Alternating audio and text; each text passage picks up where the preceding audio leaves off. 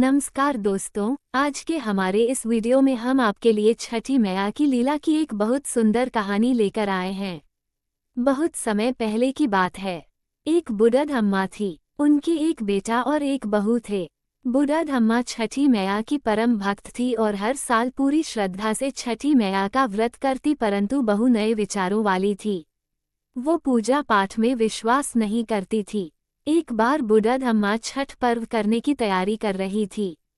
बुढ़द अम्मा की बहू उन पर हंसने लगी और बोली, अम्मा दुनिया कहाँ से कहाँ चली गई है। लोग आसमान को छू रहे हैं और आप आज भी इतनी अंधविश्वासी हो।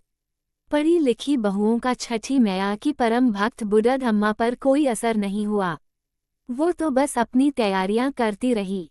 बहू फिर बोली, अम्मा ये सब बेकार की बातें हैं। इस उम्र में 3 दिन तक भूखी रहोगी तो खुद पर ही मुसीबत लाओगी। ना जाने क्यों भूखे प्यासे लोग खुद को सताते हैं। नई बहू की बातें सुनकर बुढ़द अम्मा मुस्कुराए और बोली, बहू शादी के बाद मेरे संतान नहीं हो रही थी। तब मैंने इन्हीं छठी मैया के व्रत को किया। तब छठी मैया ने मेरी पुकार सुनी और ये तेरा पति छठी मैया का ही प्रसाद है। तू भी इस वर्ष छठी मैया का व्रत कर। माता तेरी भी पुकार सुनेंगी और तेरी गोद भी हरी हो जाएगी। मगर नए युग की नई सोच वाली बहू किसी का कहा सुनने वाली नहीं थी। बोली, मैं पूजा पाठ नहीं करने वाली। सुंदर पति मिला है, जीवन में हर सुख मिला है, आलीशान घर है, दिन रात मस्त रहती हूँ। पूरे गांव में मुझ जैसा धनवान कोई नहीं है। सासू माँ इस दुनिया में कर्म प्रधान है। बुढ़द अम्मा के लाख समझाने के बाद भी बहू पर कोई असर ना हुआ।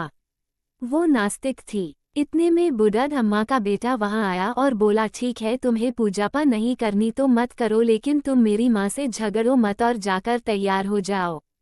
छठ माता के घाट पर जाने का समय हो गया है।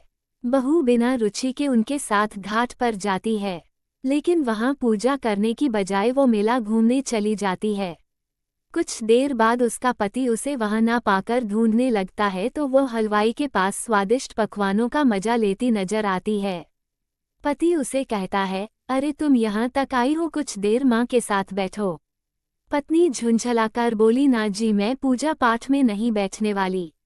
मैं तो मेला घूमूंगी, आप ही करो ये पूजा पाठ। पति वहां से चला जाता है और स्नान करने को जैसे ही वो डुबकी लगाता है, डुबकी लगाते ही वो डूब जाता है और जोर जोर से चीखने लगता है, लेकिन किसी को भी उसकी आवाज नहीं आती।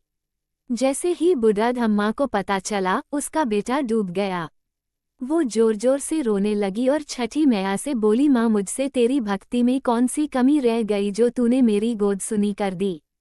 बोलो माँ, हमसे ऐसी क्या भूल हो गई। हम तो घाट पर तुम्हारी पूजा करने आए थे, तुमने तो हमारी दुनिया ही उजाड़ दी।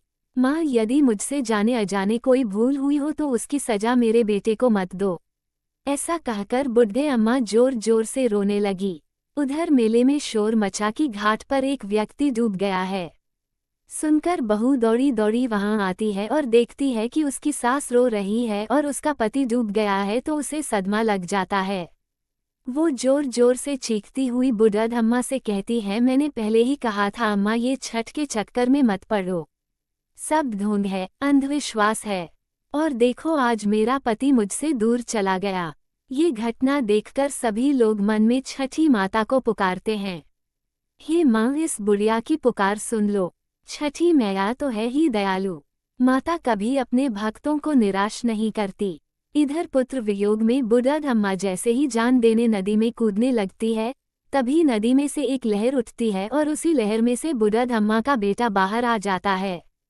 ये देख छठ घाट पर खड़े सभी लोगों की आंखें खुली की खुली रह जाती हैं।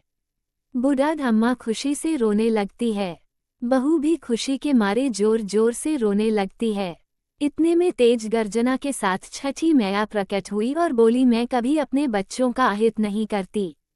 मैंने तुम्हारी आंखों से अज्ञान का पर्दा हटाने के लिए तुम्हारे पति को पानी में डुबाया था। मैं सदैव अपने भक्तों की रक्षा करती हूँ। इस कलयुग में जो भक्त मेरी पूजा करता है, मैं उसकी मनोकामना पूर्ण करती हूँ। ये कहकर छठी मैया अंतर्ध्या हो गई और घाट पर मौजूद सभी लोगों ने छठी मैया की जय जयकार करी।